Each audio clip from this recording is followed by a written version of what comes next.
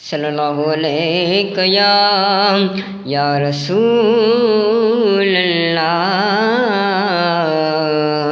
वसल्लम अलैका या हबीब अल्लाह। पढ़िए सल्लल्लाहु अलैहि या रसूल अल्लाह वसल्लम अलैका या हबीब अल्लाह। न कहें अमीर जा न कहें वज़ीर जा, न कहें अमीर जा न कहें वज़ीर जा, असां ग़ुलाम आहियूं दस्तगीर जा।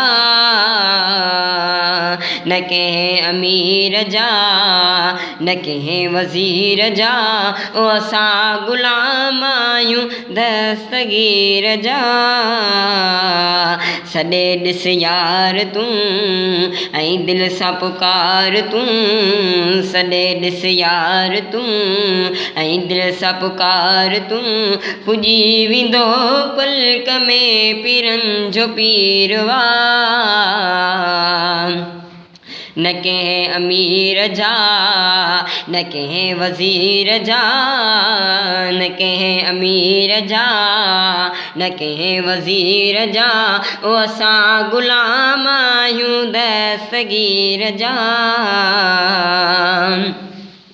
कदम कुल वलियनि ते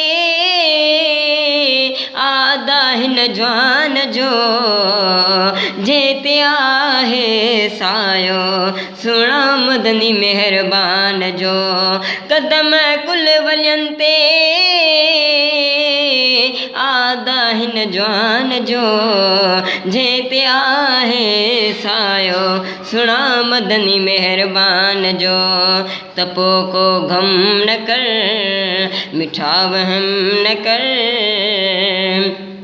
त पोइ को गम न कर मिठा वहम न कर, तुंहिंजे नसीब में यारीअ जो खीरवा।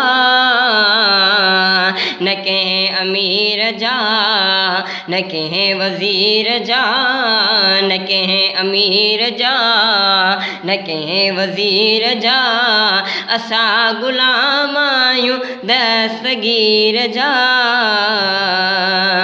सॾे ॾिस यार तूं ऐं दिलि सां पुकार तूं, सॾे ॾिस यार तूं ऐं दिलि सां पुकार तूं, पुॼी वेंदो पलक में पीरनि जो पीरवा।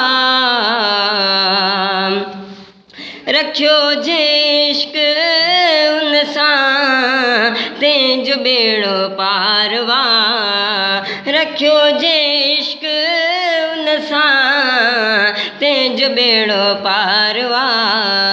रखियो जंहिं बुग़्ज़ उन सां, रखियो जंहिं बुग़्ज़ उन सां दुनिया में सो ख़्वारवा। रखियो जंहिं बुग़्ज़ उन सां दुनिया में सो ख़्वारवा। सचो रख प्यार तूं सचो रख प्यार तूं, न तंहिंखे विसार तूं, सचो रख प्यार तूं न तंहिंखे विसार तूं, ओ कंदो आ बेड़ा पार हिन फ़क़ीर जा। न कंहिं अमीर जा न कंहिं वज़ीर जा, असां ग़ुलाम आहियूं दस्तगीर जा।